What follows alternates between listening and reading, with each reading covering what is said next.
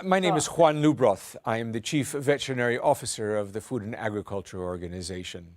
I'm a veterinarian, but at one time in my career I wanted to be a physician and a veterinarian.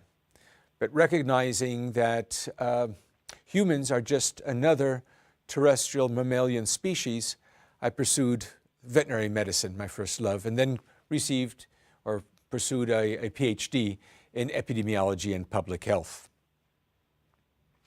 I participated, along with WHO, a colleague from the World Health Organization, to the seminal meeting in September 2004 on One World, One Health that was hosted by the Wildlife Conservation Society in New York. And that's where the Manhattan Principles were drafted at that time. However, One Health, admittedly, is much older than 2004. It probably dates back over 2,000 years.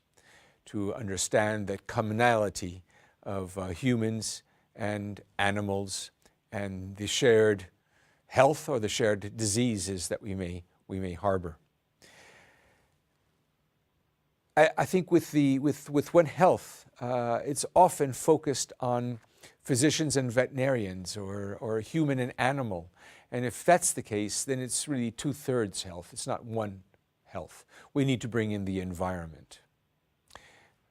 Environmental health is or the environment is what we share. It's our common biome. Often enough, One Health is looked at an approach to tackle zoonotic diseases. And although this is important, from an FAO perspective, I would argue that even the non-zoonotic diseases have an importance to public health. Why? Because it's people's livelihoods. Why? Because it's people's nutrition. If a flock or a herd succumb to an infectious disease or another health problem that decimates that flock or herd, certainly the communities or that family will suffer because of the lack of nutrition or that opportunity for economic growth. So the impact is hardly felt.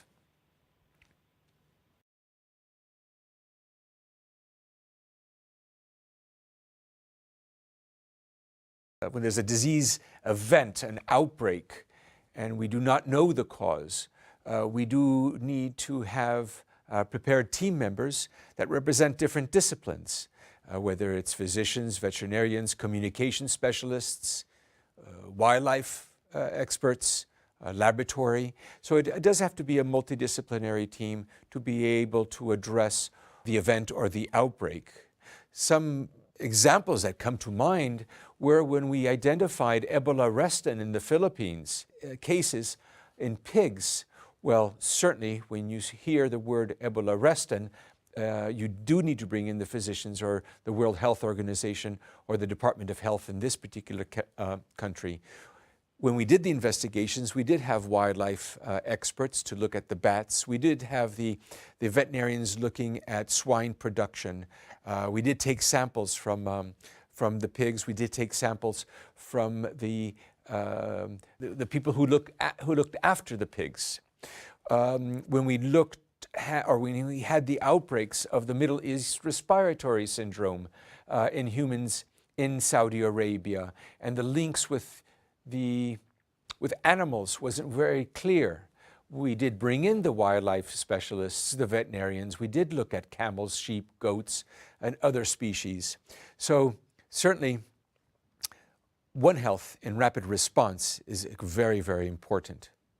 If we look at West Africa and the rapid response because of Ebola, having the communication specialists there as well was very, very important in getting the right type of messages to the local communities. So in rapid response teams, a One Health approach is very, very appropriate.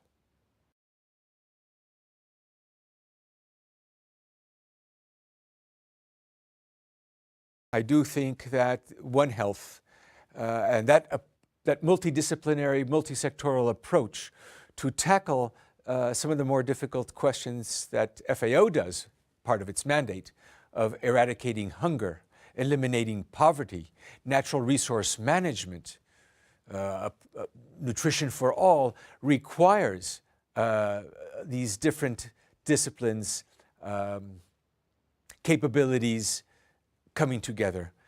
Certainly one discipline does not have all the solution to the world's problems. And FAO's mandate is very much embedded in the different professions, disciplines, capabilities coming together to tackle this. And FAO, as a development organization, provides guidance and policies from, let's say, 20,000 meters above sea level in order to do its work, guide countries, but is also embedded in communities with families at the ground level on best practices, on ways to feed families, feed communities.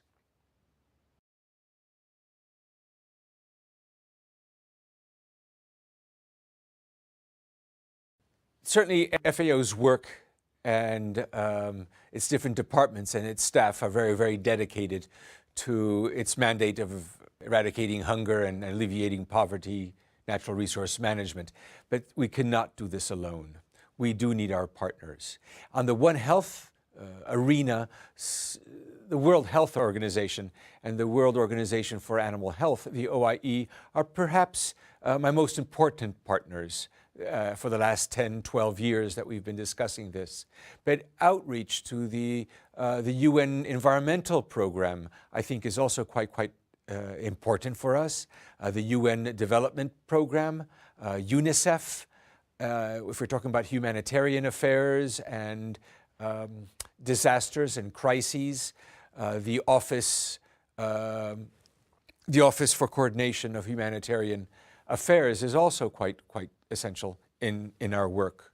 That's at the global level. I would say that working with regions and regional economic communities in different parts of the world also bring in that political clout that we need at the regional level, where certain cultures or ecosystems are quite similar problems, similar solutions. But most important in our partnerships, it's what's happening at the community level, where that is where success is measured. Is the family better off today than it was yesterday?